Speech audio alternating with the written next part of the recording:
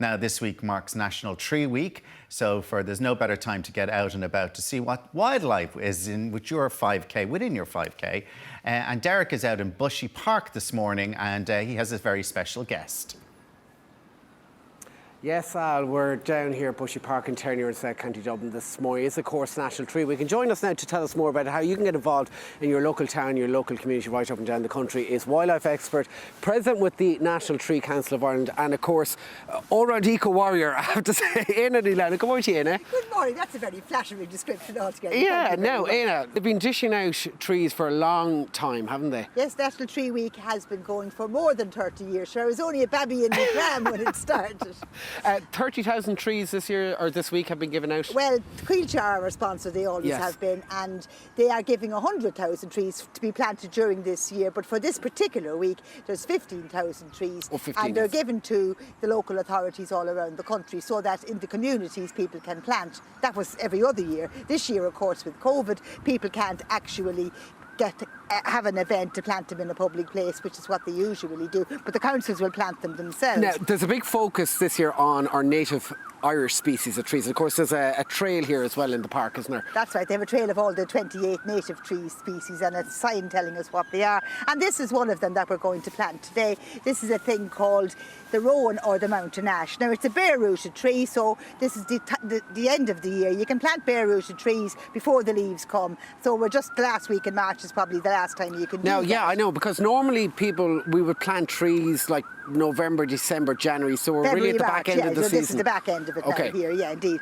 So I'm going to plant it in the ground, except I'm in Bushy Park, so the ground is going to be in the flower pot, if you like. Yeah, so if people were planting at home, so we're pretending it's a pot, but it's not a pot, it's the ground. It's not a pot, this is the ground. So I dig a hole in this and fill it up with nice compost, get my bare-rooted tree. Like now, Eanna, how far would you dig down there? Well, I mean, I only want to put this down the depth that's already covered, so you only want to cover the roots of this. Okay. So you don't want to dig to Australia or anything like that. So you just put it into the hole, and then you get more soil. Here's the rest of my garden soil. Here, this is nice compost, and you put it around your tree in the ground, and you lash it in. Would that be a short root system for the ash?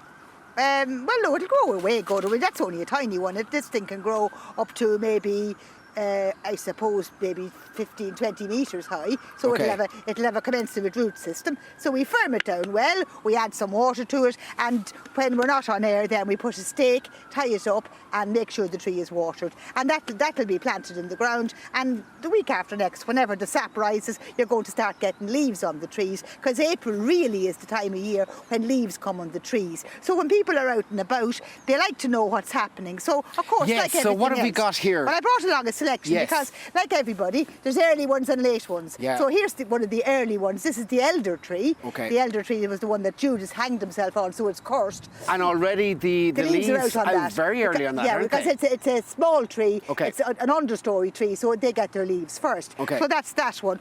Another early one is this one here. This is the horse chestnut. Now, the horse chestnut is not native. It comes from southern Europe, and this poor devil thinks he's still in Spain or Portugal or someplace and putting out the leaves there, and you can see the buds breaking. And look at the little marks like a horse was walking on. Is that it? So that's how we can recognise it. We see the marks there. The horseshoe marks. Well, they're the leaf scars from last year, but they look like horses. And once the horse hooves, and once they burst open, then you get your leaves on that. So sticky buds, you'll see that quite handy. Other things then are in flower instead of in leaf. Flowers first are fruit trees. This is actually a plum tree that I picked a lump off on the way over. And that's flowering very early now, so very similar to, I see in the park, the cherry blossom here as well. That's right, yeah. I know you're not a fan of the cherry blossom. Well, the Japanese cherry blossom is not a native one, but we have two native cherry trees. And they're here in the park as well, the wild cherry and the bird cherry, and they're well worth planting because the flowers on these, as you can see, are flowers that can be visited by early bumblebees, by pollinators. And can you pick those cherries and eat them? You can, and make a jam maybe or something? No, this is not a cherry tree. This particular one is a plum tree. Oh, plum tree, sorry. You can pick the plums. So you can make a plum jam? You can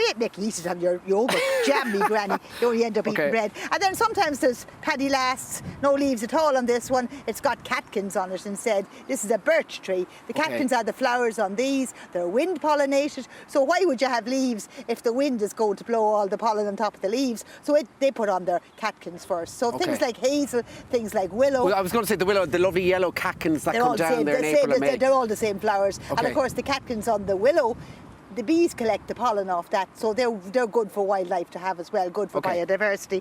But then sometimes you get Paddy Lasts. I mean, here's one, you wouldn't know what it was, but there's a bit of last year's seeds on it, like a big ball. And that's just hanging on there. But that's just last year's seeds. Yeah. This is a plane tree. It looks like a sycamore, but it's actually a plane because the sycamore, as you know, has helicopter seeds. Yes. And there's this yolk. Doesn't look as if it's ever going to open. What is that? Look at the buds on it. There's more than one bud at the end, and that's the clue. Normally you just have a single bud. Here you have a whole handful. That's an oak tree. Okay, and that's it. Oh, that is an oak tree. That's an oak tree, yes. That's a little bit of an oak tree, and they won't come out till the middle of May. And of course, the ash then is the last one to get the leaves. And of course, we planted a hawthorn tree earlier on. That's right. It's going to start getting leaves fairly soon because hawthorns are quite small. And there's a lot of them on farms right up and down the country as well, Yes, in the indeed. ditches and stuff. That's right, yeah. So they're very good for biodiversity. So if people want to do something for wildlife, try and plant a tree if you can at all, particularly one that's going to have something going for it, flowers on it or berries or something that'll help the wildlife in your garden. And before we let you go, I know you have a book just out. I have a book just out, but it's coming out next week called Our Wild World, from the birds and the bees to ice caps and boglands. What would you know about the ice caps? I know more than you, anyway, that's for sure.